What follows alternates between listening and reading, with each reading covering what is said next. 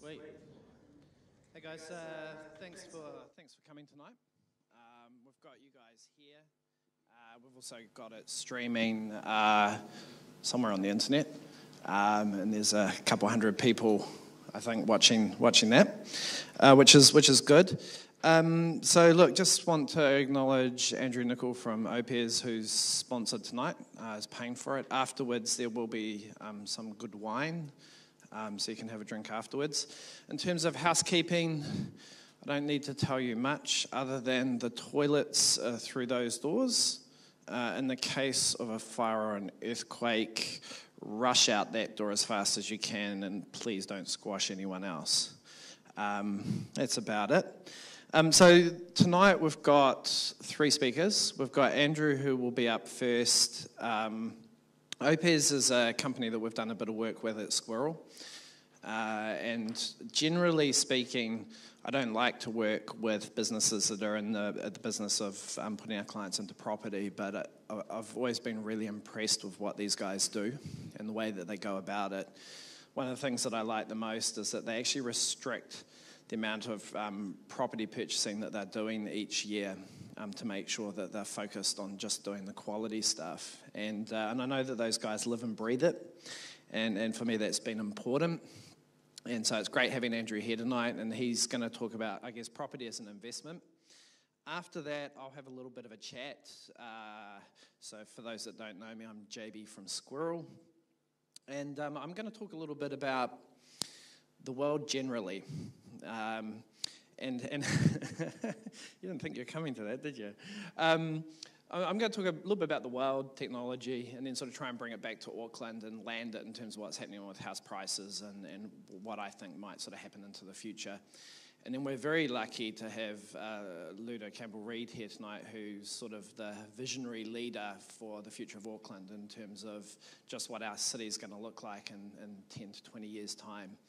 And he's going to speak, and I imagine he's got quite a bit to say, and he's a really good speaker and quite compelling. So I'm really looking forward to hearing from him. There'll be time for questions afterwards, and as I said, then there'll be some drinks out the back.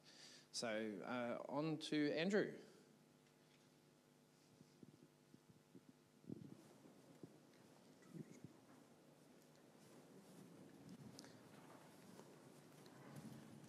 Are we on now? Is it a good volume? Hi everyone, welcome. I'm Andrew Nicol. I'm the Managing Partner of OPES Partners. And so tonight I'm just going to start with an introduction to property investment, just give you a little bit of a rundown of how it works with our company. And if you want to know more afterwards, I'll tell you what the steps are for that. Every good seminar should start with a legal disclaimer. So I'm going to start by saying that this is general advice tonight only. You're hopefully not expecting to get all the answers tonight. I'm just going to give you a rundown, touch on some examples of how it might work for some of our clients, give you an idea of the numbers, but don't take everything I say and expect it to just be gospel and then go and apply it yourself, because it might not work for you quite the same. So firstly, a little bit about us. This is our moderately good-looking team, ever-growing team. We've got about 15 of us all around the country. A bit about my background. So I started working at the Bank of New Zealand back straight out of high school. Found my niche in finance and property, really enjoyed it, started doing some broking. Bought my first rental property at 19 and then continued to build a portfolio since then. I found when I was helping people with finance that a lot of my clients really liked property but didn't know where to get the advice. And it's quite a hard thing to do, so I eventually started OPES with a business partner, and now we go around teaching people about how to do what we do.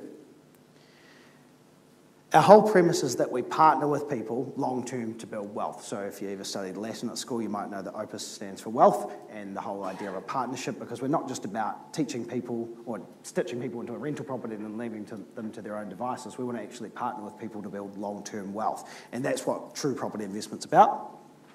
We do this by starting out and understanding what everyone's plan is, because everyone might have a different reason, and everyone will have a different type of property that they might want to invest in. So it's really important that you firstly understand what you're looking for, and we understand how we can help in that process. Part of what we do is identify risks. So I'm going to talk a little bit later on about what the risks of investing in property are, and probably the number one thing is actually not knowing what these are in the first place. We provide options. So once you go through the process of deciding, yep, investing in properties for me, I'd really like to do this, we're going to then show you some properties that you can invest in. This is a big part of our step, encouraging action. This is the reason I pay a personal trainer, because I've got the capability to go to the gym myself, but unless I'm paying a personal trainer, I might not show up.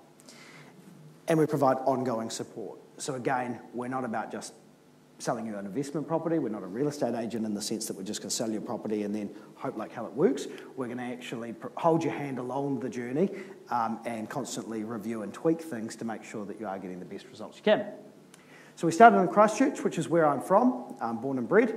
We're now based in Christchurch, Wellington and Auckland. Auckland's very quickly become one of our biggest offices.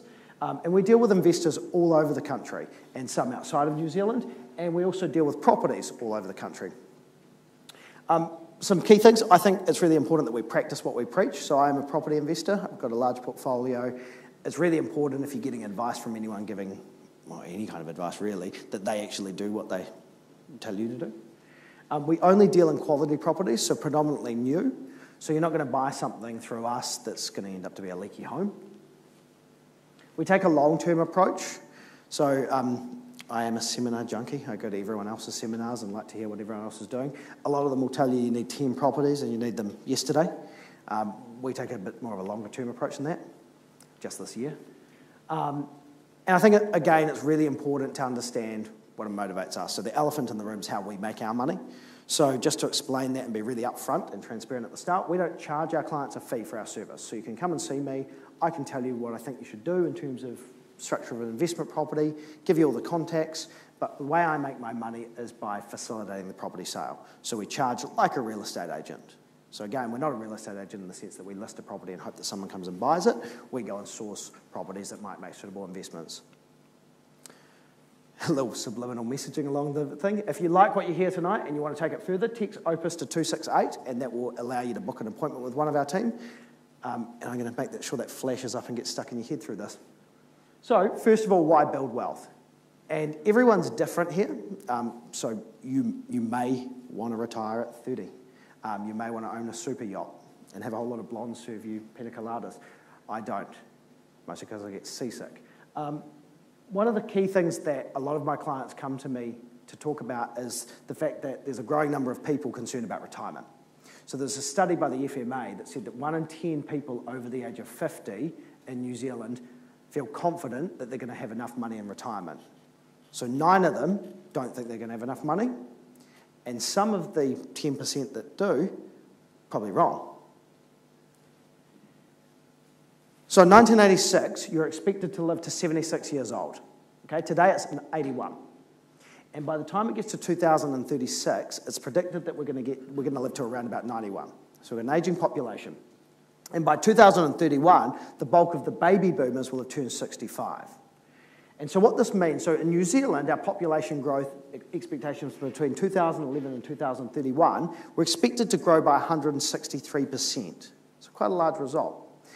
What that means is by that time, by 2031, for every 1 person entering the workforce, they're going to support 11 people entering retirement. So the facts of life are, of 100 people born today, by the time they turn 65, 24 will be dead. So that's this part of the room here. Don't worry about anything else. Spend your money. 54 will survive solely on the New Zealand superannuation. So that's the money that you get every week from the government. 16 will still be working, probably paying a mortgage. 5 will have a passive income over and above the superannuation, and 1 will be rich, actually wealthy. That's that guy in the back. So the problem is we've got a lack of retirement savings, so KiwiSave is a great start. We've got an ageing population. We're going to live a lot longer. Doesn't sound like a problem per se. There's a huge reliance on the superannuation, so again, that money you get every week. And it's really hard to get a solution. It is hard to get a solution, especially because the numbers are a little bit scary. And this all results in a retirement gap. Most of us are going to outlive our money. And so it's a flawed model. We work all these years and we save as much as we can. Most of our wealth is actually in our house because our money just pays for our lifestyle. And then we get to retirement and we've got to adjust that. And that sucks. So just to put some numbers around this, and again, this is where it comes down to. This is just general. But to give you an idea of what the normal demographic might be for someone that might see me. So let's say a couple come to see me. They're both exactly 45. They're twins. They plan to retire at 65. They're going to live till 90. And they want a retirement income of $1,500 a week. So that'd be fairly normal. And that's of today's money. Okay? And their plan right now might be that they're going to rely on the government superannuation of $600 a week. They've got KiwiSaver, and they've been in it for a while, so they've got $60,000. They've got a combined household income of $120,000, putting 3% in, getting 3% matched by their employer. So it'd be fair to say that these people are doing all right. They're actually putting some conscious effort into putting some money aside into KiwiSaver. Anyone want to take a guess what their retirement gap is? So $1.2 million is what they're going to need in the bank to have $1,500 a week from retirement, from 65 to 90. Now, let's say somewhere in the next 20 years, the government says, hey, we're not going to actually have enough money. We're not going to be able to do this $600 a week anymore. That number then jumps to $2.2 million. It's at this point that people feel a little uncomfortable. And look, this is just the mathematics of it. And so, what are you relying on? What is your solution there? These numbers exist regardless. So you can do one of two things. You can either think about it and do something now, or you can adjust your expectations of retirement. So it doesn't have to just be property. So just talking about the different categories of investment, if you take the lowest risk, lowest return, it's just money in the bank. So you can put your money in the bank, you can save it diligently every week, you'll get a low return, but it is very low risk. Next is managed funds. So that's the likes of your KiwiSaver. KiwiSaver is great because if you've got an employer, you're probably getting an employer contribution as well. If you're self-employed like me, maybe less so. Property, and that can be commercial, residential, syndicates or direct. And shares. Highest risk, highest return. Anyone here invest in shares? Yeah, a few. So I'm going to talk today about property investment. I don't think this is the only way that you should build your wealth, and I do think you should look at everything, but this is just why I like it. Firstly, it's bankable.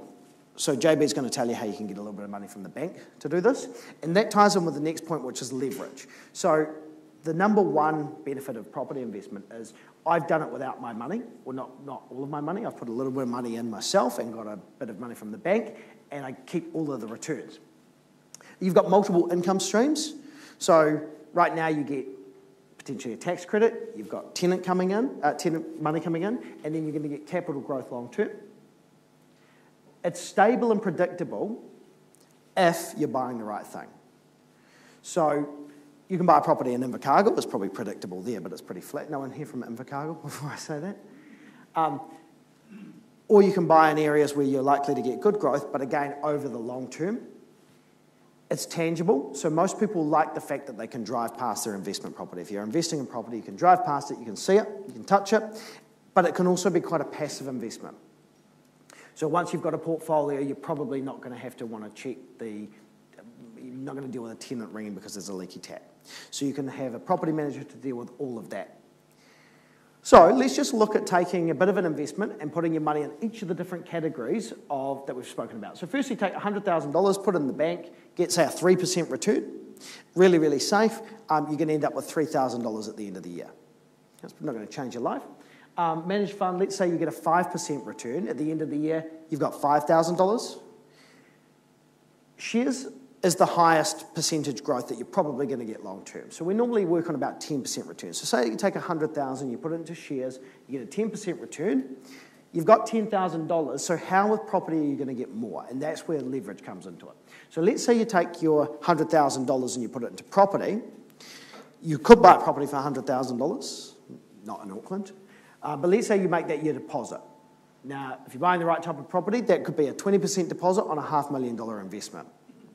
So this is where leverage has a part to play. So now you've got an asset with $500,000, but you've only put $100,000 in. You're keeping all of the growth. So let's say it was at 6% to begin with.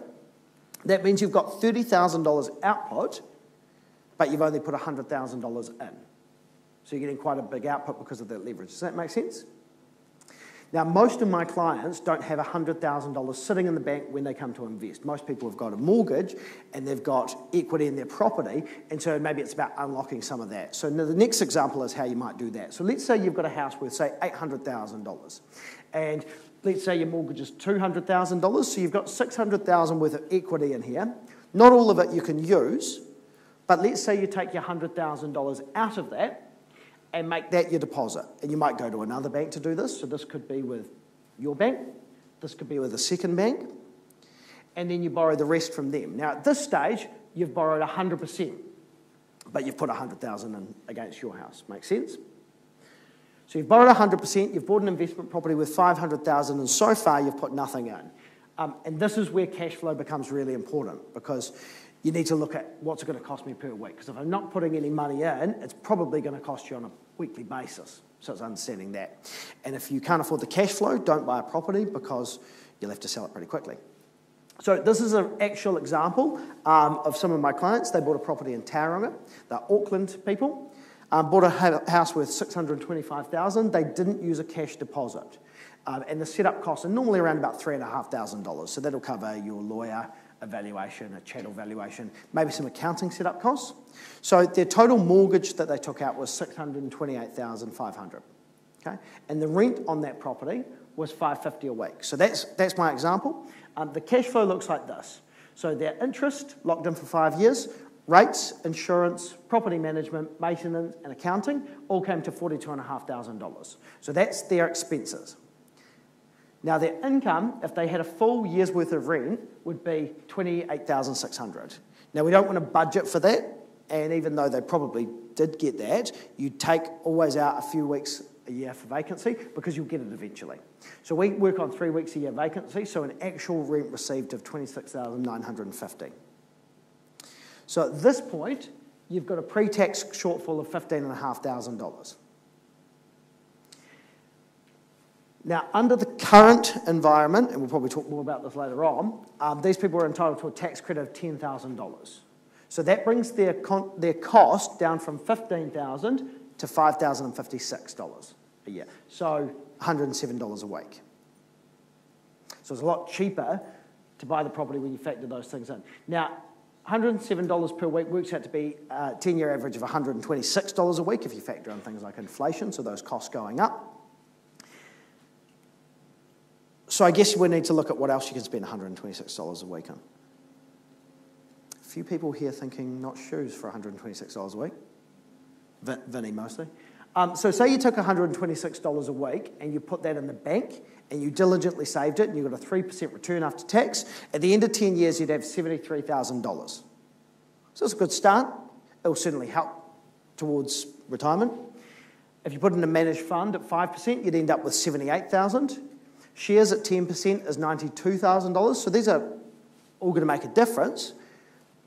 But if you get 6% growth on that property and you pay off none of the loan in that 10 years, you'll have $389,000 when you sell it. And again, that's because you're getting a return not just on the money you're putting in, but the bank's money. Even if you got half of that, you're doing a lot better than here, because all of these require your money. So let's just look at some numbers around this. So some stats, 20 years of growth in New Zealand. Back in 1997, if you bought a house in New Zealand, your median house value was $165,000. So if you just did that and you did nothing else until last year and you sold that same property for $530,000, you would have had an average growth rate of 6%. And when people see that, they just think, I should have just bought 20 properties back then. Auckland, Wellington, Christchurch, all fairly similar. So Auckland's actually just come back in the last year, so it was a bit above 7. It's just dropped back a little bit. Wellington and Christchurch, Wellington about 6.5, Christchurch about 5.5, give or take at the moment. And these change a little bit from year to year, but fairly similar. Now, there are different types of properties. So you can buy a property which has got really good capital growth. So that might be a house in Auckland, best capital growth, but it's often quite expensive to hold on to. Or you can buy a property that's really good cash flow. So you get really good income from it, and it might be an apartment. Now, neither is right or wrong, or better or worse. It comes down to your circumstances and what you're looking for. So just to set aside the difference. So high growth property, generally you're going to get high capital growth, but you're going to get really low cash flow. So it means it's probably going to cost you more on a weekly basis. And if you can afford that, that might be right for you. The flip side is if you can't afford that, then you might buy a high cash flow property, so it pays its own bills, you put nothing in, but you will probably sacrifice on capital growth. And an example of that probably is an apartment versus a house. Okay? Ideally, when you're investing in property, you want as much growth and as much cash flow as possible because you want as much of this without sacrificing too much cash flow because that allows you to do it again. And these are the type of properties that we look for. Often, I see this. People have turned their own house into a rental property and they're not going to get huge growth and it's going to cost them quite a bit. But it's easy. Those are the lemons. So you want to avoid those wherever possible and you really want to treat this like a business because about 95% of properties, I think, don't make a great investment. And don't ever mistake having an investment property or rental property as being a good investment. So you really need to do the numbers. One of the things when we're helping clients do the numbers and evaluate whether or not a property is a good investment is doing what's called due diligence. So actually researching everything, going to a property manager, going to a valuer, all those kind of things. And in that time, you'd be amazed how many other property investment experts there are out there. Usually it's the guy at work, he doesn't own any houses, but he reads the paper a lot, and so he'll give you all of his opinions. So these are just some of the things that we hear all the time. There's an oversupply of rentals. Now, you're not hearing that at the moment here in Auckland, I know. But there are parts of the country at the moment where this is an argument. There's an oversupply of rentals. Now, in the last 10 years, owner-occupiers are up 4.2%. So people that are buying their own house to live in are up 4.2%, whereas renters in New Zealand are up by 24.5%. So there is a shift towards renting, and this is over 10 years. This isn't just LVR restrictions or anything like that. Yes, it's hard to buy your first house, but that's not the only reason. I think overseas, far less people own their own house than in New Zealand, and we just have this expectation that it's a God-given right here. Investing in property is risky. So often people will be put off by the idea that it is a little bit risky, and if you've ever seen that program, Renters, that's probably enough to put you off. I think there are risks, and I think you'd be foolish not to know what they are before you get started. So just to talk over what we think the main risks are. Firstly, maintenance issues and poor construction. So I mentioned leaky homes before. That's a sure way to go backwards, owning a rental property. Or buying something that you might have to replace the roof on. So $107 a week contribution or $127 a week contribution might not seem a lot, but if you have to replace a roof for $20,000, where are you going to find that money? The bad tenants, the tenants that start a meth house, the tenants that don't pay their rent, that do a runner, all of these kind of things. Interest rates. So right now money's really cheap and it won't be forever. So what are you going to do to mitigate that risk? Vacancy is probably the number one thing that scares most of my clients. So before they get started, what's going to happen if I'm paying my own mortgage and now I've got to pay another mortgage of $628,000? We're going to go backwards quickly. Just the market. So this is probably one of the scary things here in the Auckland market at the moment. Lots of people worried that the bubble's going to burst. What's going to happen then? And just the stuff that goes wrong that we don't expect. So I said I was from Christchurch, which is basically like the Old Testament. We've got earthquakes, fires, floods, everything. So that stuff, what are you going to do to mitigate that as a risk? Now the good news is you can mitigate these risks. The bad news is I'm not going to tell you how to do that tonight. Can't claim depreciation anymore. This is a good one. So back in 2010, the government made some changes to how we offset losses with a rental property, and they took away house depreciation. Now, as a result, some people think that there's no depreciation on a rental property anymore. Some accountants think that as well, who you should fire. There's a fairly reliable source when it comes to tax in New Zealand, IRD. This is what they say you can claim. So there's a lot of things like letterboxes and pavers that people don't know that they can depreciate. So part of our process is making sure you get these things valued to get as much taxes back as possible, so you're putting in the minimal input yourself. And this is another good one. It's a bad time to buy. Everyone's an expert on the time to buy. So let's go back as far back as REI and Z record. So 1992 to 2017, this is what growth in New Zealand looks like for medium house values. So I'm pretty good at this, and I bought a house here in 2007. Now, I don't know if you read, but the year after, there was this thing called the GFC, which affected my house prices. So the house I bought was worth $395,000. By next year, it was worth $375,000. Now, if I'd done that because my neighbour told me it was a good time to buy a rental property, by that stage, my wife's not talking to me anymore. And I'm thinking about selling the rental property because it's losing money and the newspaper says I'm going to lose more. And that's when people get panicked and scared. Everyone wants to buy here at the lowest part of the market. Problem is, you're not getting any money there. No bank's lending money when the market's flat like that. If we look at a straight line growth here, if you put a straight line between 1992 and 2017, your average growth rate's 6.5%. And it's pretty consistent. But that's if you're buying the right thing and you're buying in that middle market. You're not buying too expensive, you're not buying anything lavish with a pool or anything like that. And it's not about what you buy today, but what you can still hold on to for 15 years. That's what makes you rich. Because we're not talking about buying and flicking on a regular basis, we're talking about buying and holding. So why use us? What is it about us that sets us apart? Because you can go and do this yourself. So firstly, we've got a national network. So if you want to work with us, you're going to sit down with someone in your city, in your house if you want to, in our office, and get a feel for whether or not it's right for you. And then we're going to show you properties from everywhere as well. And all of those properties are going to be quality. Mostly new build. They'll mostly come with a master build guarantee or equivalent, so you're not going to have major maintenance issues. We'll help you know what these risks are and then use the experts to avoid them. We'll make sure it's affordable, and this is really important now, but also later, because you want to buy at an affordable price, you want to be able to hold on to it long term, you want to rent it to the masses, and then you want to be able to sell it and it be affordable. And we'll make sure that it's a long-term approach. And our process means you can't miss anything. So very seldom do I see a client that has got a rental property and done everything right. And that's just because we've gone through the process before. We know the things you can miss. So we work through diligently and make sure you don't miss anything so you're getting the best value out of your investment.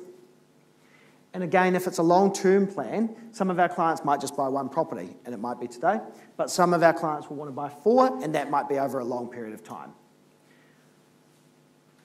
Lots of investors start out and they give up really quickly and they don't hold property long enough to make money, and that's what's going to set you apart. In New Zealand, most investors end up with 1 or 2 properties. It's really hard to get to this category of 4 or more.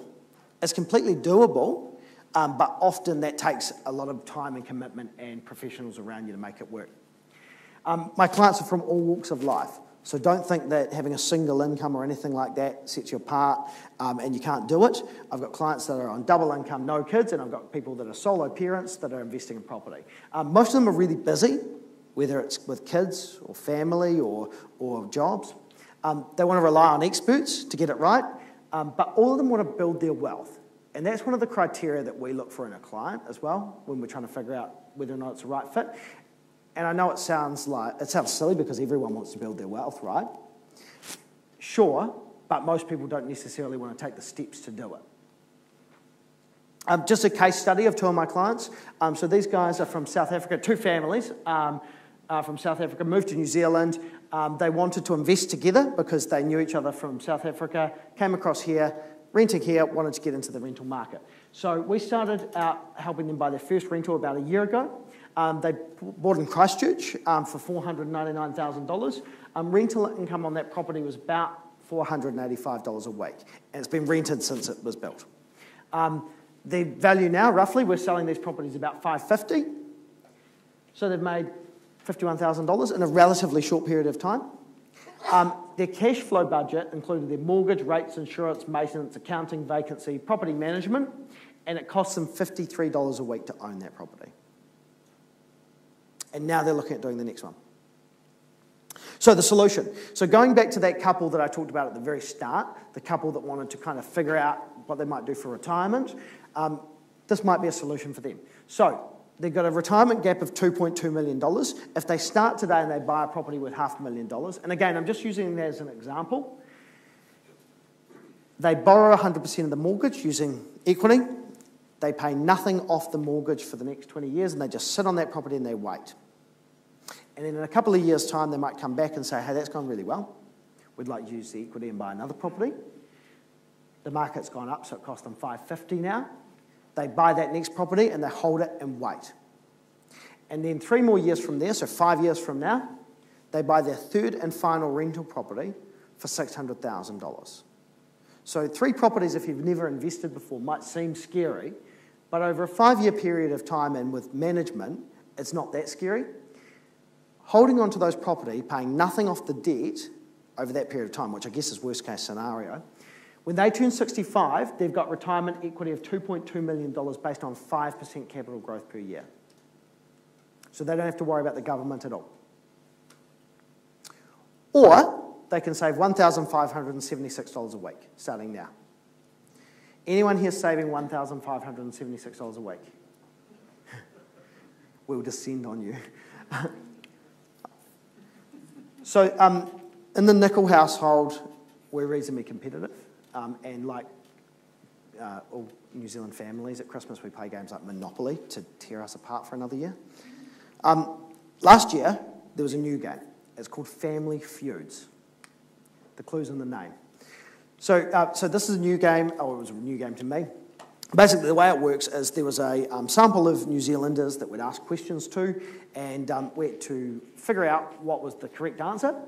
And the first card that came out of the box, to my delight, was how do you get rich? So at this stage, I knew I had the game. So I buzzed, and my answer was, funnily enough, property. My nephew said number 5 was real estate. Terrible that he used real estate instead. Real estate, number 5 out of 6 on this card. Okay? That meant my dad got a turn. Because my dad's answer was work hard, to which I laughed obnoxiously about. That was number 2. Number 1 was save. So in New Zealand, we think saving $1,576 a week for 20 years is a smarter way of getting rich than investing in real estate. Okay, so the next steps. Text OPES to 268. If you want to know more, I'd suggest we have a one-on-one session. So that starts with a discovery session with one of our team. If you text that number, we'll book that in. It's free of charge. It's no obligation. If you don't like us afterwards, that's fine. After that, we'll send you to Squirrel, and you'll get a pre-approval from your bank, because most likely you're going to be using some of the bank's money, if not all of it. And from there, you'll come and see me, and that's when you go through the property selection process. So there's a bit that goes in before you even look at property, and that's really important because structure is more important than the property in some sense, because if you've got a great structure and an okay property, you'll do better than someone that's got, go the other way around. Research, we help you to research everything about the property, including the rentability of it, where it's positioned, what else is going on in there, schools, amenities, all these kind of things. And if it's the right property for you, you'll buy it. And if you don't, you go back to the start. And then step 6, often for our clients, is review, plan, and repeat. I quote stolen from Ray Kroc, who is okay with me stealing it because he stole McDonald's. Success is 2 things: being in the right place in the right time and doing something about it. So if this sounds like something you'd be interested in knowing about, text OPES to 268 and I'll book you in for a consultation. That's me.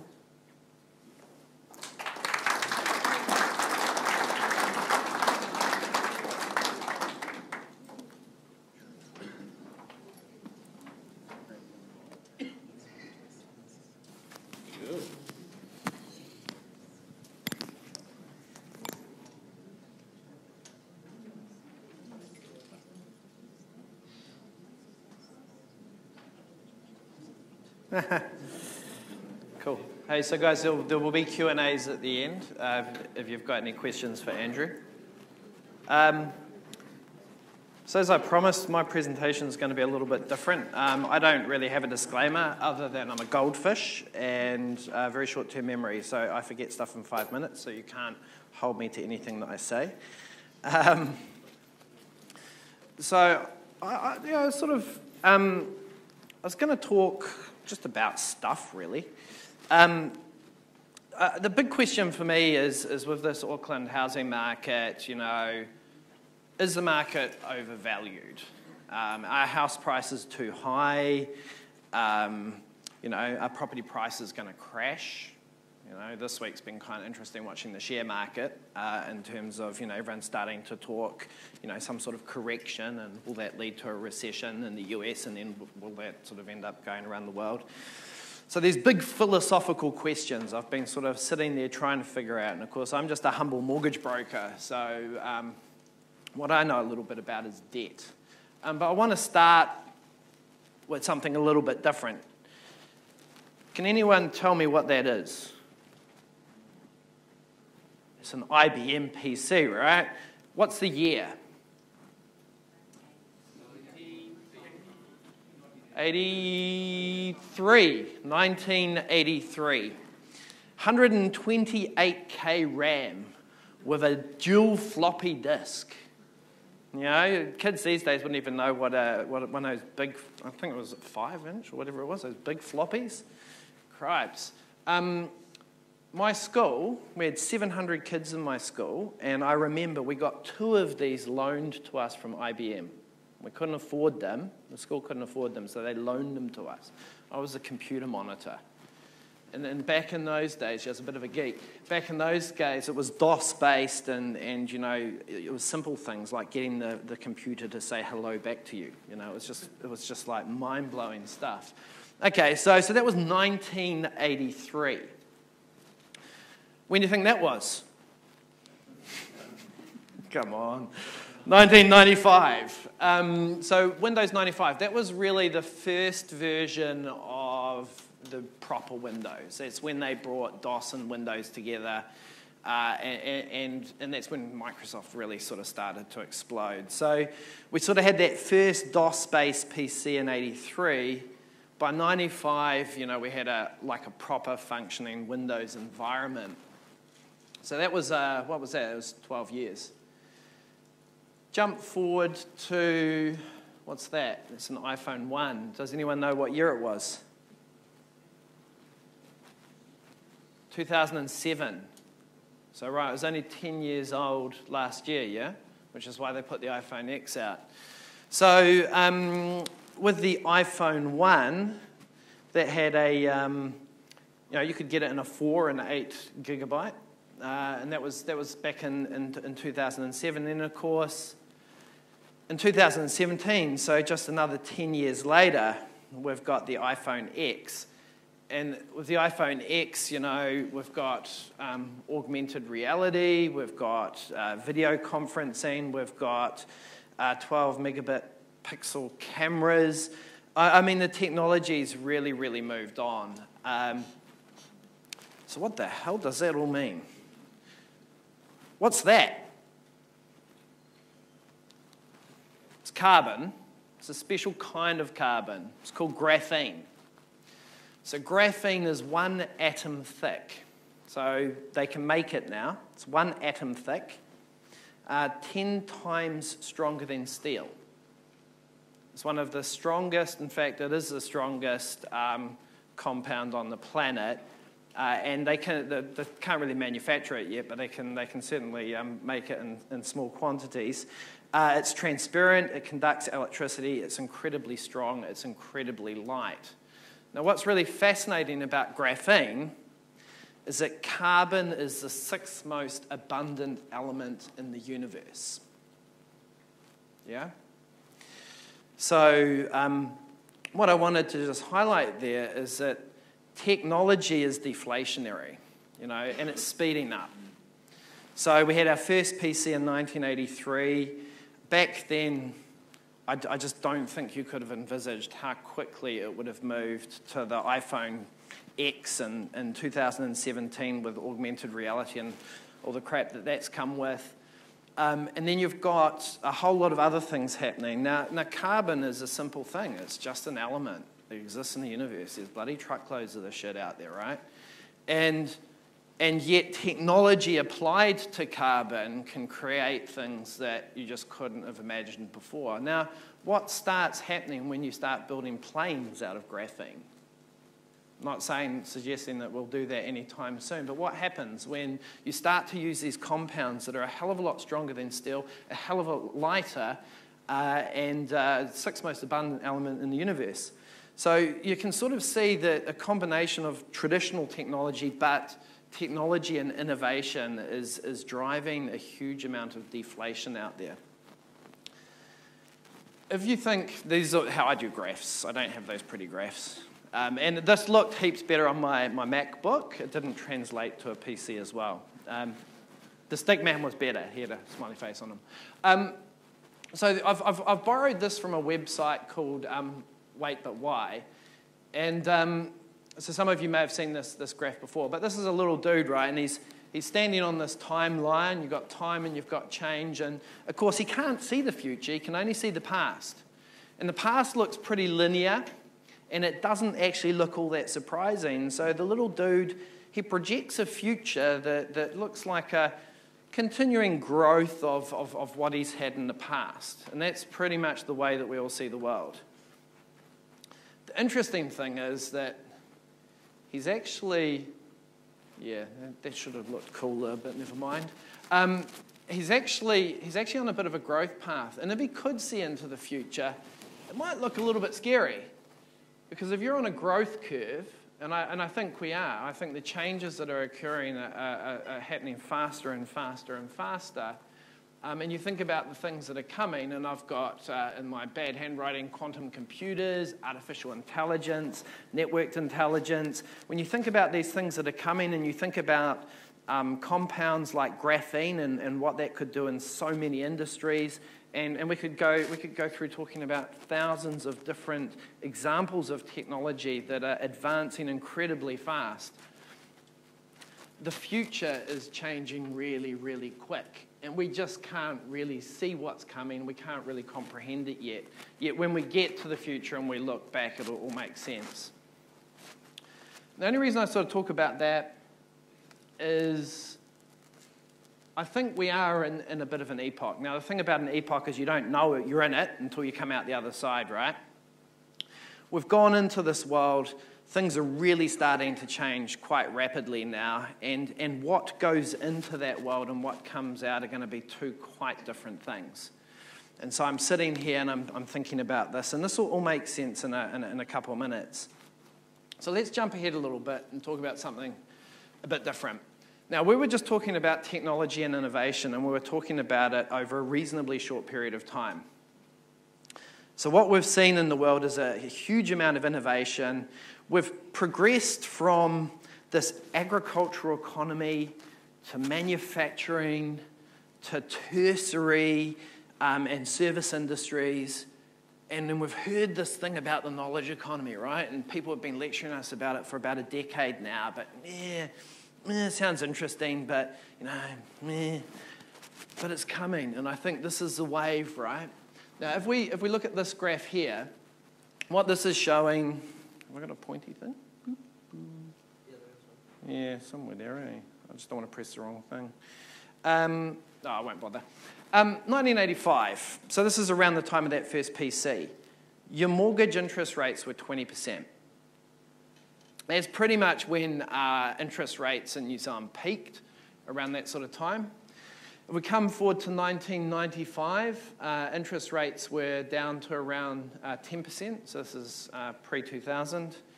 And I think at that stage, Kiwis were starting to think that it was quite a good interest rate.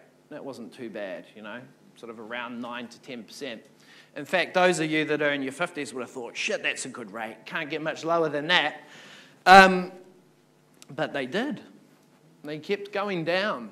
And in 2017, we've got rates somewhere between 4 and 5%, depending on whether you're fixing or floating. And at the same time, house prices have gone up. Now, there is a correlation there, and it would be silly to ignore it, right? Asset prices go up when interest rates go down. It's a natural correlation. The interesting thing for me is, will interest rates go back up?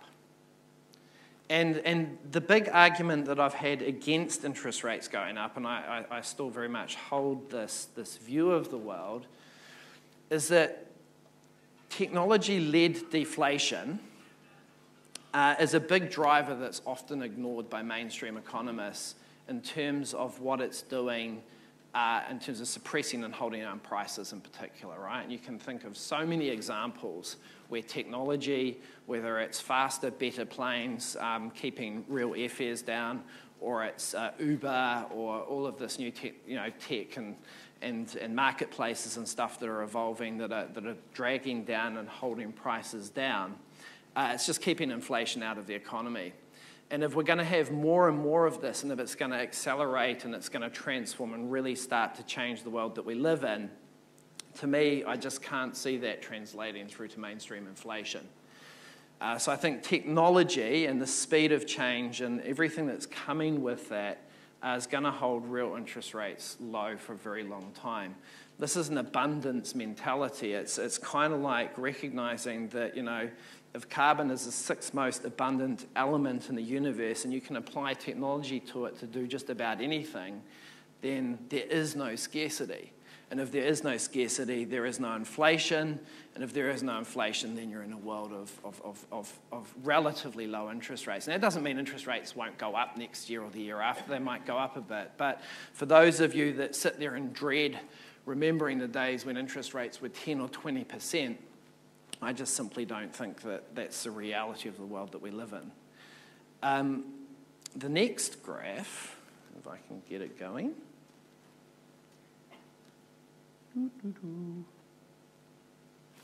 Oh, sorry, it's not shown on my screen. I'll go backwards. Did I jump forward a few? Oh, yeah, okay. So look, that's, yeah, okay, cool. Boom. Oh, I missed that. Okay, so we were really talking about that before, just in terms of the technology change that's come through, but just think about it. 1985, the first PC, interest rates at 20%, Windows, first iPhone, cloud computing, augmented reality, AI, cryptocurrencies, blockchain. For a lot of you, you're probably just sitting there thinking, what the hell is blockchain? I know cryptocurrencies have been going through the roof. Are they a crap investment? I'm not even going to have a view on that. But what's more interesting is blockchain. And blockchain is really looking about democratizing trust and changing the way that the internet works. You don't have to understand a hell of a lot about it, but it's a radical shift away from the way that the internet works today, where you can trust the environment that you're in. These things are happening faster and faster and faster and faster and faster. The other thing that I think is worth overlaying on all of this when we think back to house prices is just how much debt has grown. So a lot of people don't realise this, but in 2000, the total mortgage market in New Zealand was only $61 billion. I say only, that sounds like a big number, right? $61 billion. But the point is, since 2000, the amount of household debt has gone from 61 billion to 246 billion. Yeah? That is an increase of 185 billion. It looked really cool with the graphics. Over 18 years. Now, that is one hell of a lot of stimulus that's going into the economy. That's money that people are borrowing and spending. Now, sure, they've borrowed it, they've put it into property prices have gone up. Somewhere on the other side of that is someone that's selling a property. No matter which way you look at it, whether it's going into asset prices or going into consumption, that is a creation of a shitload of money. And that's gone into the economy. Now, for me, it's a bit of a creosote moment. And as a mortgage broker, certainly one of the things that we see is that New Zealanders really can't borrow much more debt. We are debted up to our eyeballs. 246 billion is a lot of money to owe. So if we come back to that interest rate discussion earlier on, and we're talking about technology-led deflation, the other reason I don't think that interest rates will go up much is they simply can't. We couldn't afford it, right? Interest rates go up to slow down consumption, to slow us down from doing crazy things, right? They don't need to increase interest rates much to do that. I can promise you, you put interest rates up to 6%, and a lot of people will be squealing. So interest rates do not need to go up much to have a pretty dramatic impact on our economy, yeah, and in terms of consumption and slowing things down. So we're indebted up to our eyeballs, and we've got a lot of technology changing, which is just removing any form of inflation that's out there. So what? That sounds a little bit bleak. So I think the reality is that I'm not overly bullish on property at the moment. I haven't been for a wee while, simply because when you get confronted with that much debt and you get confronted with everything else that's going on, it's hard to be too bullish on it. But I also think that it's not a homogenous world out there. It's not a homogenous market. And there's things that go on beneath the surface that often don't get sort of sucked up. And a couple of things that I think are really interesting lately that really highlight Auckland in particular, but you could look at different parts of this market and you could find different demographic trends. The two that I like, one is that you would have seen in the paper recently the Auckland market has had $100 billion GDP. Auckland has been growing at an average of 7% cumulative average growth rate for the last 5 years. That's a bloody good growth rate. If you were in an economy that's growing at 7% per year, you'd be like, woo, that's pretty bloody good, right? But we tend to ignore this because, yeah, our country's growing at, I don't know, 3.5. Auckland's growing pretty damn strong, and it has been for a while. If you think about the number of tourists that we've got here and how the world's getting smaller and how people are living differently and choosing to do business differently and all of these things that technology is allowing, Auckland is part of a world that's getting smaller, but it's a global city and it's got a bit to play in that. I asked Google, and of course Google's always right, before, and just to put it in perspective, does anyone know how many millionaires there are in China? Have a guess. Shout me out a number. How many? 1 million? Yeah, there's 2,378,000 millionaires in China. 2,378,000 millionaires in China. It's a big number, right? And they're not that far away from us. They love buying our milk, and they love coming down here and having photos taken, right? It's a big market, and New Zealand's a really small thing. So, you know, a small bit of that. So when you think of all these big trends and everything else, you just can't help but think, you know, with this little country in a very big sort of economic world, how many millionaires are there in the US? I know there's a few Americans that want to come live out here now. Yeah? How many millionaires are there in the US? There's 7,135,000 millionaires in the US. So I love those numbers because they put a really good global perspective on things, and we can get too caught up in what's happening here and, you know, whose cat's died. And now the other thing that I just wanted to point to, because there was a little bit of a theme about technology going on earlier, and I was really excited about this because I've been trying to figure out, I know that lower interest rates have driven up house prices. I know that people have been borrowing a lot more money, and combined with the lower interest rates and everything else, that's driven up house prices. But it's not that simple, and there's more going on here. And I really think that this economic shift towards a knowledge economy has got a bit to play in that. And maybe Ludo will have some thoughts on that in terms of how people are choosing to live differently now. But this one here. So there was a study that the government put out last year that I just happened to read. It was on the ICT sector, so information technology and telecommunications. And it highlighted that ICT is contributing 3.6 billion GDP to the New Zealand economy now, which is a good number.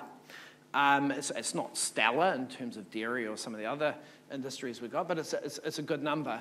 But what really excited me is that the cumulative average growth rate in ICT is running 9% per year for the last 5, 6, 7 years. It's a high growth industry and it's growing fast, but more than that, and I know this because I have to employ IT people in my business, is their bloody salaries keep going up.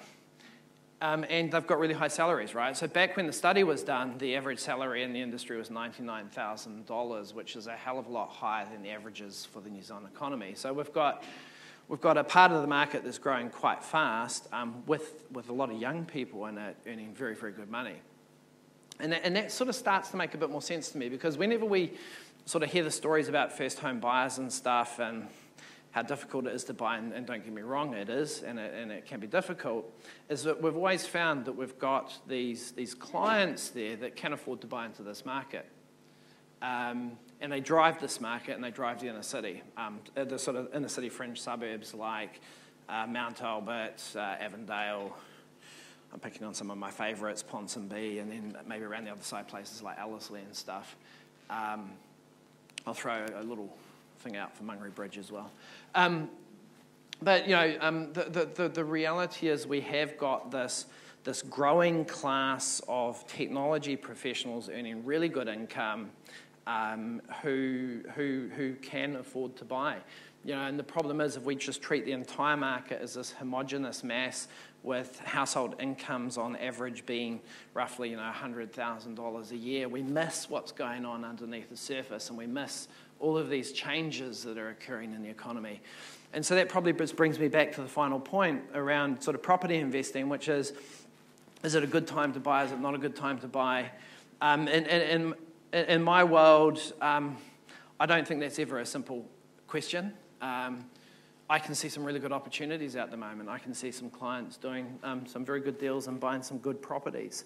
I know that parts of this market are really soft. I know that the market's been really illiquid, and that it was very difficult to sell your property in the last quarter of last year, and that people that desperately need to sell are forced to sell into a market where they're going to take a lower price. I've seen good deals. I've equally seen people trying to buy properties and still ending up in auctions with 5 or 6 other people and just not getting the property that they want. So it's a real mixed bag.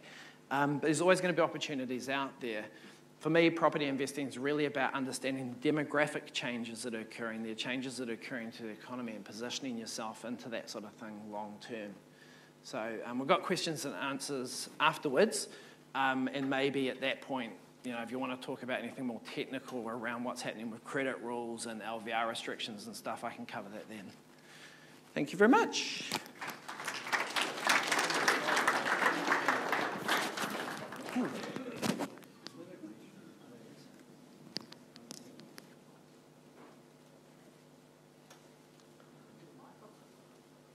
So, yeah, I'm all good.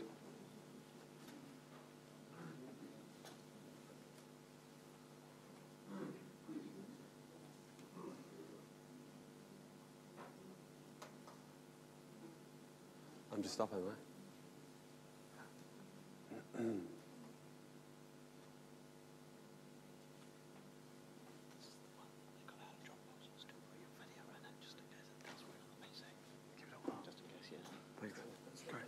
Thanks very much.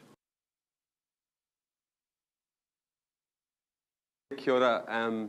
My name's Ludo Campbell-Reid. I work for Auckland Council, and I'm very proud to do that. I want to thank these guys I found that really pretty fascinating myself. I'm a ratepayer, I'm a resident of Auckland, and it was really interesting hearing your takes on these things. And I think my presentation hopefully will be quite a nice end to the night, I hope.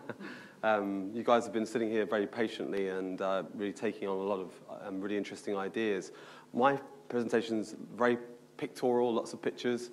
I'm going to talk a little bit about cities, not just Auckland, but talk about cities and how important they are. Some tricks, maybe some tips, some pitfalls, what makes them tick. And then I'm going to talk about Auckland as well, because there's a lot of stuff going on in Auckland at the moment. And the aim of tonight really is to give you a sense of a bit of excitement about where we're going and how far we've come in a very short amount of time. And then maybe some learnings around the things that I've spotted over the years, and then some questions, which will hopefully be something we can all participate in, because we're all mostly Aucklanders here tonight. So look, before I do that, I guess I thought I'd talk about what makes me tick, because you don't really know who the hell I am, and I work for the council, but I suppose, what is it that gets you guys up every day? I know what you guys, I suppose I think I know what gets you up every day, but what is it that drives you to do your work, to do your job, or to live the life you lead? And I came up with this, I found this concept, which is a Japanese concept called ikigai, and it was designed by a small little fishing village in Okinawa in Japan. And it was really the complexities around why you're getting up in the morning, why you're going out fishing when it's cold and freezing. And this idea here was, the idea is, can you bring these concepts into your life?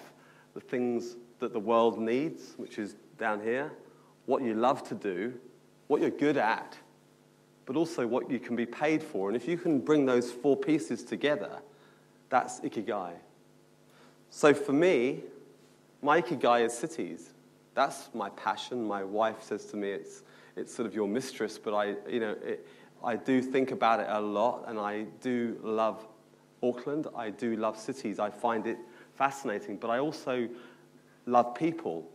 And in New Zealand, in Auckland, you have this concept called the sense of what is the most important thing in the world. It is people, it is people, it is people. He tangata, he tangata, he tangata. And it seems to be applied to the city. But I look around and I see a city that's designed for rush hour traffic, not a city that's designed for people. And it's a really interesting concept. So that's about, my ikigai is about cities. But my other ikigai is about the environment. And I run a charity called Sea Cleaners. We pick up millions of tons of rubbish out of the Waitemata harbour. I've got people every day in boats picking up plastic and rubbish that people just leave scattering around. It really upsets me, and it hurts. So that's my ikigai, is trying to help. And so I have a bunch of people out there, and if you ever want to go out on a boat and see how much rubbish there is out there, please give these guys a call, and you can volunteer for the day. So that's really a little bit about, thank you. So we're not so green, we're not so pleasant, we're not so pure, but we are changing. So look, what I'm going to do is, and I think this ties in nicely to what the guys have been talking about. In 2007, we reached a point in the world where the population of the world was 7 billion people.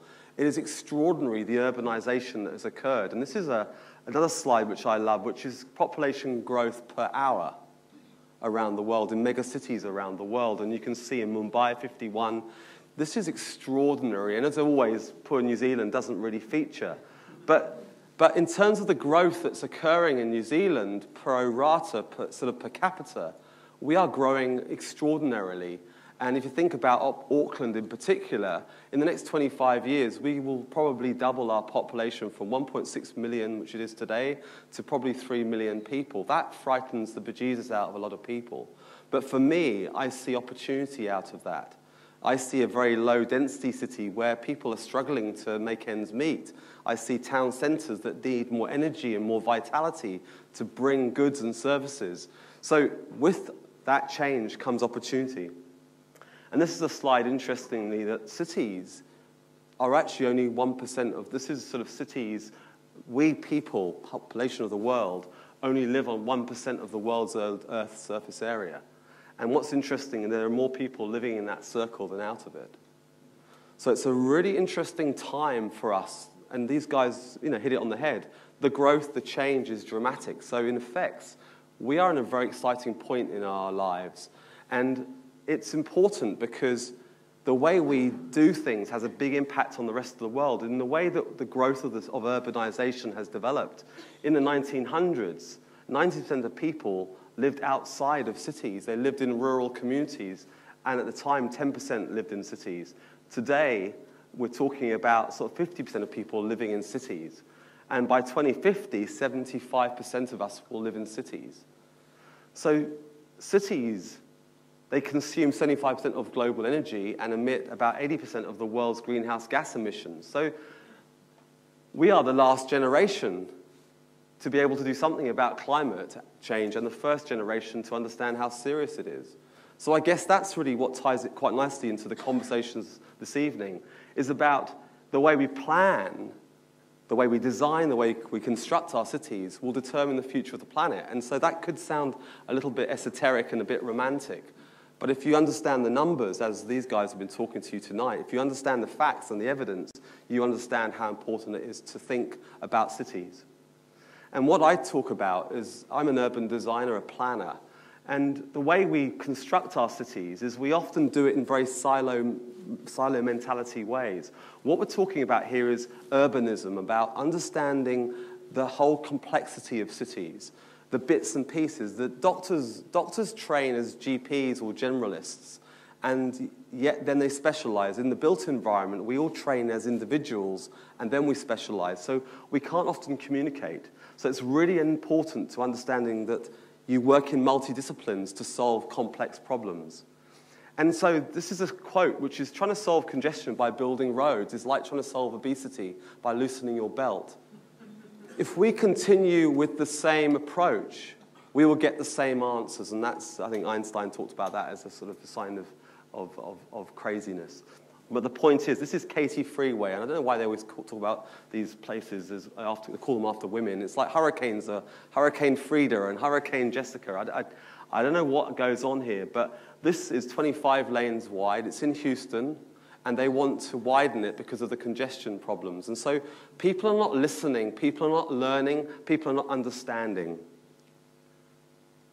And I was hoping this video might work, but I don't think it's going to. No, let's just move on. It's a great little video, and it's sort of holding now. Okay, so the engineers. I've got to talk about engineering for a second, because engineers have a history of solving problems. And this is Brunel. I don't know if many of you have heard about him. Many of you will hopefully have. But this is the Clifton Suspension Bridge. You know, engineering can be beautiful, it can be functional. This is the Great Eastern. This was designed, we talked about innovation earlier today with iPhones and so forth. This boat was paddle steaming, was due to go from London all the way through to Sydney non-stop. This is incredible technology. It was designed by engineers. We talk about Paris and Haussmann, the great engineers of this world. But the man who actually designed the Paris sewers and made Paris livable was a man called Belgrand. But nobody talks about him. He's the unsung hero. But engineering can be misapplied. And here is the Auckland Master Transport Plan of the 1950s, which talked about how we were going to connect our city and restitch our communities together with this new transport plan.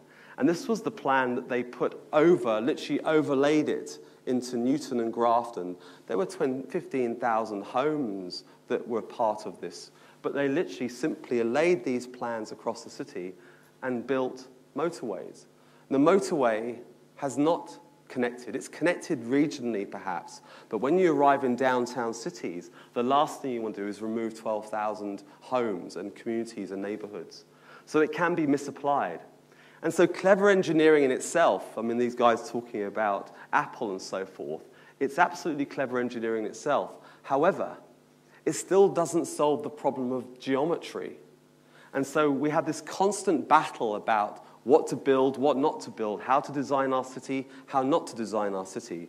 But if you want to move people around a city, the most efficient way is to build buses or rail or transit or light rail. In 1956, Auckland had one of the most progressive and extensive streetcar networks in the world. And you had a time, and the gentleman at the front nodding maybe remembers some of these projects, but, you know, at the time, Auckland, from 1910 to 1940, had the highest usage of patronage of public transport per head of capita in the whole world. And not many people know that. And the numbers we had then are what Vienna has today. And Vienna, she's the poster card child for public transport around the world. So Auckland was the best. And in 1956, some government decided to rip up your tramways. And Auckland turned a very dark corner and headed into a very different type of city. It became more sort of spread out. It became more sprawling. It became more car-dependent. It became worse. It became sick in some terms.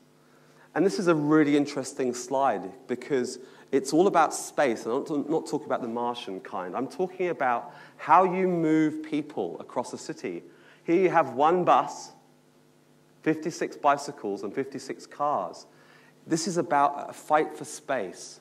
It's about where your priorities lie, how you want to move people. It's not about saying one is bad and one is good, one is God and one is the devil. It's not about that. It's about understanding that Aucklanders need choice and human beings need choices.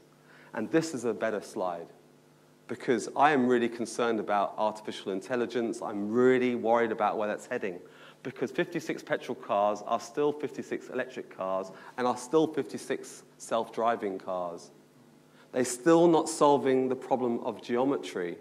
And so be very careful about diving into this new, brave new world because the cities that I like are the back to the future, where we walk a bit more, where we cycle, where we know our neighbors.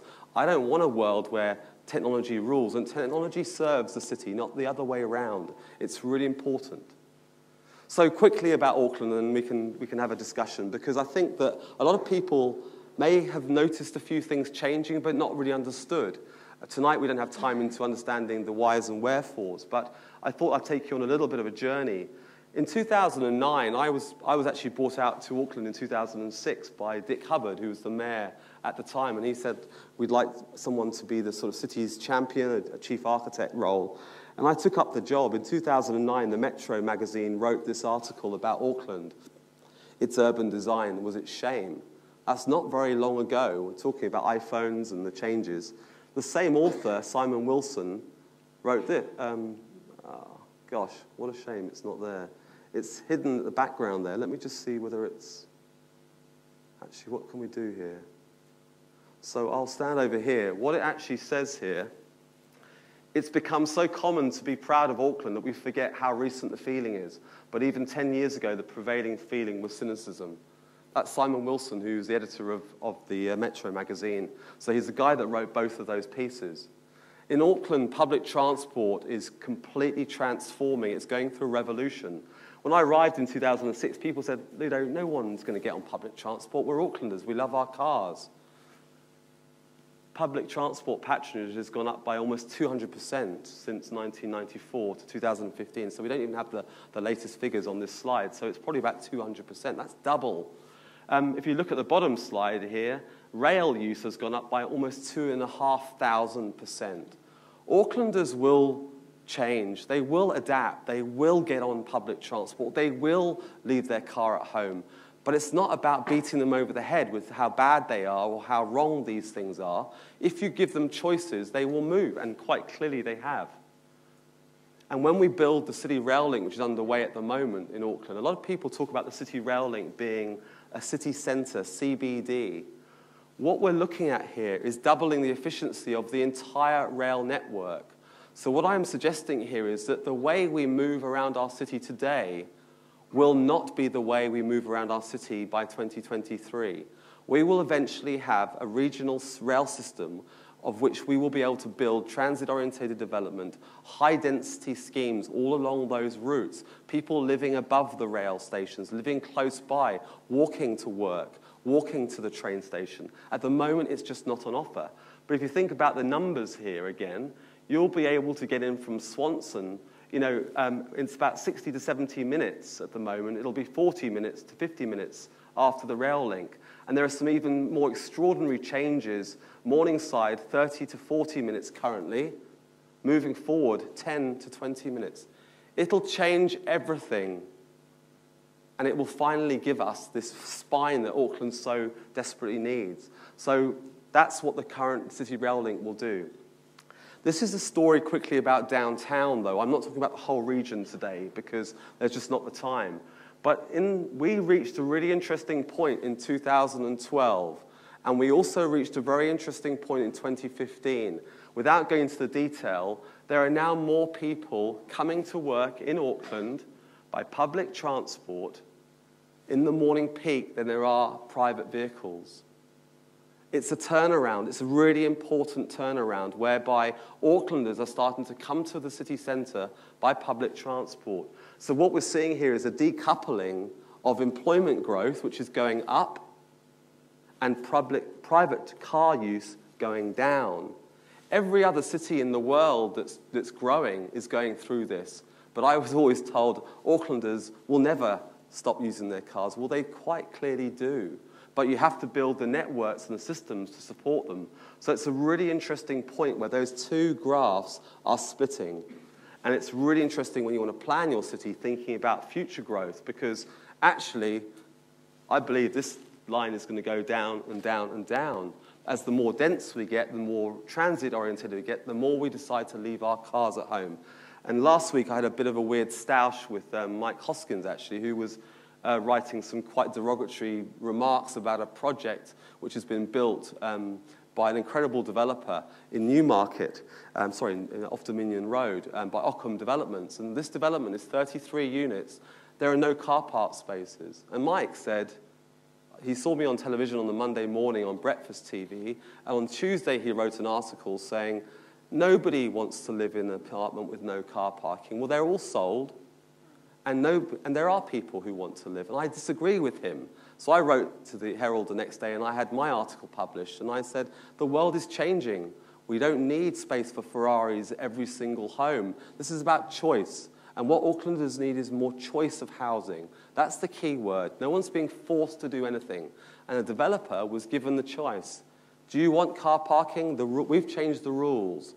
Instead of forcing him or her to have car parking, we have said, you don't need it. If you don't want it, you need to provide it. Auckland have decided, we're going to build an apartment with no car parking. But there are bike parks, there's electric charging stations, and there are 2 cars which are used as a sort of pool car. And 50 yards or 100 yards down the road will be a light rail transit system within 3 or 4 years. There are buses at nauseam, 5 minutes walk from this apartment. So people are changing, and Auckland is changing.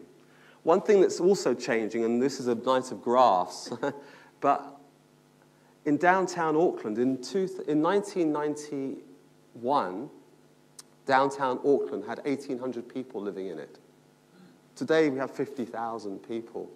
We have doubled our downtown population in the last 5 years. We're becoming more of a residential city downtown. It used to be the CBD, a place, central business district. This is a place of huge growth, and it will double again in the next 10 years. So we're building this density back into our central city. So some photographs just to end, and then I'll get out the way. We're going through a revolution of our streets. We used to park cars on our streets and fill them up with you couldn't see anything. Today we have people. We've removed all the car parking. We've allowed the restaurateurs, the businessmen and women, if they want to spend space and spend time out in the public realm, they are doing so. And this is Elliott Street, a shared space. Here we have O'Connell Street. It used to be it's a beautiful street, but it's just, I can't see the buildings or the street for the cars. Here it is the night we changed it, and here it is the next day. Businesses will come, and they will provide opportunity in the streets if you allow them. By removing car parking, the city is flourishing. It's not anti-car, it's just pro-people. And there are so many car parks in Auckland, off-street car parking. I've never seen a city with more car parking. It's just about this laziness, this idea that we're a small town where we want to park outside our shops and spend money. And these people are not spending money. Probably the people who own the restaurants and the shops are probably parking outside. They're not bringing in life and vitality. But give them the opportunity, and Aucklanders will fall in love with their city again, because it's a great city, but it's almost been ignored or unloved for so many years. We've had an increase in walking in Auckland, in downtown. There are now 34% more people walking across the city centre than 5 years ago, and pedestrians on Queen Street have doubled since 2012. That is a huge number of people now walking, and human beings spend money. Let's get rid of the cars. Let's allow people to pay for the city. And here we have some projects which I believe has really transformed the way people look at us, even tourists. And these guys are talking about tourism, the #1 New Zealand economy. This was an old motorway off-ramp which we repurposed to create a new cycling walkway with pedestrians and cyclists, and it was painted pink. I asked the team to make it visible from space, and I believe it is. And it's sexy. The cities are sexy. There are places where you want to fall in love. There are places where you want to move to. You want to be moved by a city. And there are some amazing things about Auckland, but it was just needing a bit of love and a little bit of care and attention. And here we have Auckland's waterfront. I remember being told in 2006 that There's no point in spending money on Auckland's waterfront, Ludo, because nobody ever goes there. Well, of course nobody goes there. It's rubbish. That was 2009. Here it is today. This is open heart surgery of a city. This isn't just tinkering with a bit of Botox and plastic surgery. This is serious opportunity transformation. And the same people that whinged and moaned, I see them walking down there with their families and their dogs and their children, and they're all claiming how much they were part of it and how they supported it right from the very go. So Panuku and the waterfront team have done an incredible job of transforming downtown. I was also told that Aucklanders would never appreciate great architecture. Well, your council that you pay rates to, we commissioned this building, and it won the World Building of the Year in the World Architecture Festival. Not necessarily everyone's cup of tea, but for people like me, that's like winning the Oscars. So we can. Yes, we can do this stuff, but you just got to do it. And we're building a city where I think there's an opportunity about point of difference, about our Māori heritage. It doesn't have to be plastered upon everything we do, but there's a real bountiful opportunity of bringing on board that sort of indigenous cultural expression, changing our buildings to reflect who we are, not copying LA or Melbourne or Sydney or Toronto or Dusseldorf or Stockholm, but we want to be Auckland, Tamaki, and I would like to see Auckland become Tamaki, get rid of the name Auckland and actually create a city Tamaki. And the City Rail Link is an extraordinary project, which is a lot of it's going underground at the moment. We're building this new system, and it's going to really transform the way we look, the feel, the movement across our city. And what's interesting around the City Rail Link is the private sector. This is a slide that shows about $16 billion of public and private activity happening today in your downtown city centre. There's a whole bunch of images I can't show you because it's commercially sensitive. So there is a change happening, and its change is becoming this opportunity where we're building, instead of that silly cul-de-sac, which the entire rail network ended at this finish point, we're now going to reconnect up through to Mount Eden and double the efficiency of that entire rail network. So everybody living within here will be 10 minutes walk from a station. You don't need a car. So look, the last slides, and then I'm out of here. You know, the private sector are now really operating very well and getting up to speed. This is Scott Pritchard's team. This is a project called Commercial Bay. Those will be the home to 10,000 new residents, new workers, downtown Auckland, right opposite the train station. That's why there's hardly any car parking, because across the road is the busiest station in the whole country. So there's going to be laneways, new restaurants. It's all happening. This is a really exciting time. And just one little blob here, despite only covering sort of I think it's about 0.8% of the surface area of Auckland, downtown generates $16 billion of GDP. That's 7.4% of the GDP of the country in 0.08% of Auckland. Just think about that for a second. 0.08% of Auckland generates more GDP, or the equivalent to the Waikato region, all in downtown Auckland, right down by Commercial Bay.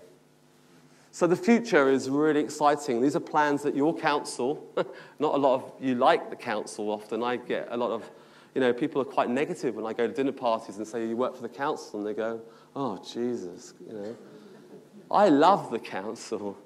We're doing amazing things, but maybe people don't give us a chance to tell the story, because we're about to change your streets of your central city to become parks for people.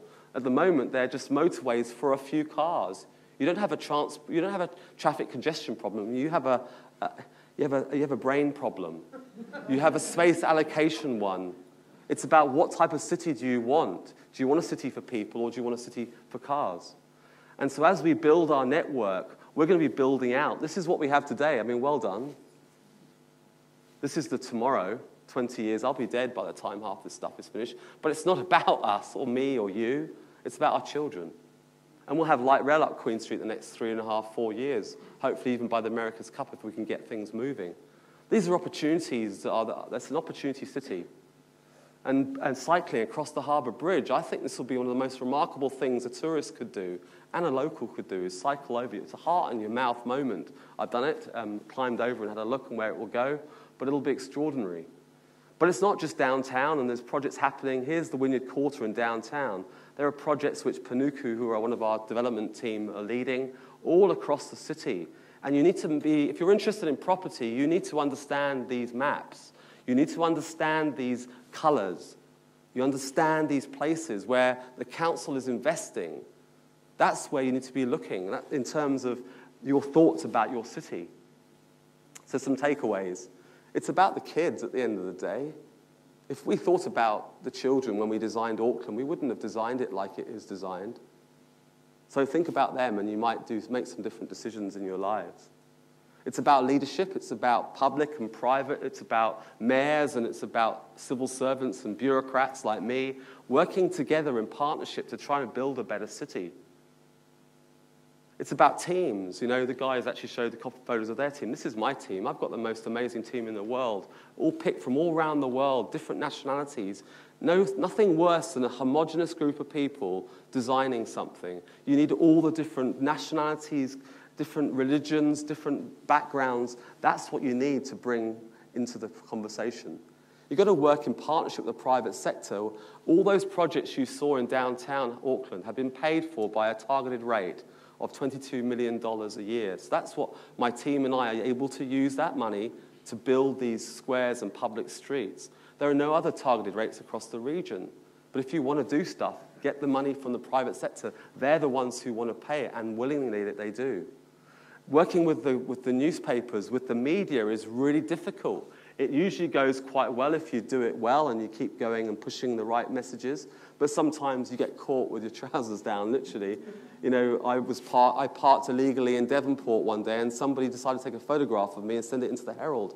I'm not an elected official, but that's the stuff we have to put up with because it's worth it. Auckland is worth it.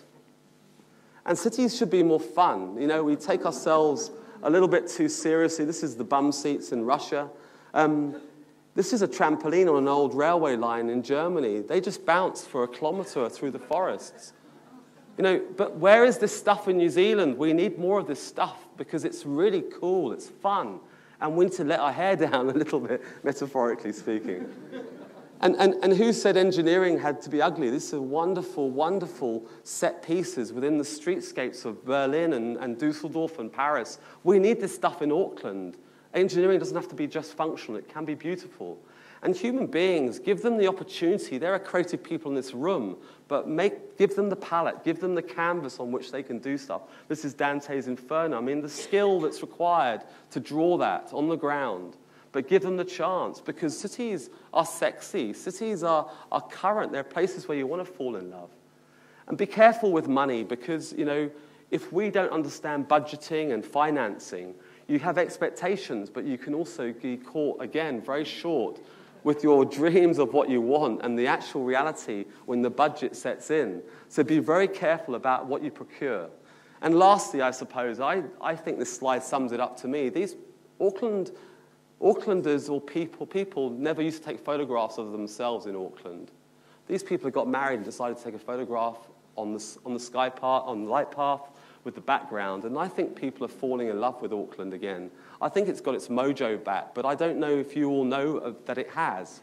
And maybe you don't feel it as much as I do because my team and I are in it every day. But, you know, cities are like a marriage, you know, it's little things, it's the big things, but it's about love at the end of the day. So thank you very much.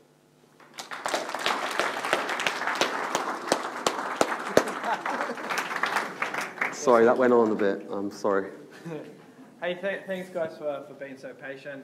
Problem when you get 3 speakers that like to talk and starting a bit late. We won't do any questions now because I really want to free you guys up to go. But we have got some drinks at the back and we'll be staying around. So if you have got any specific questions, feel free to hit up Ludo, myself, or Andrew. But thanks for coming tonight, and in particular thanks to Ludo for speaking. It was just an amazing presentation.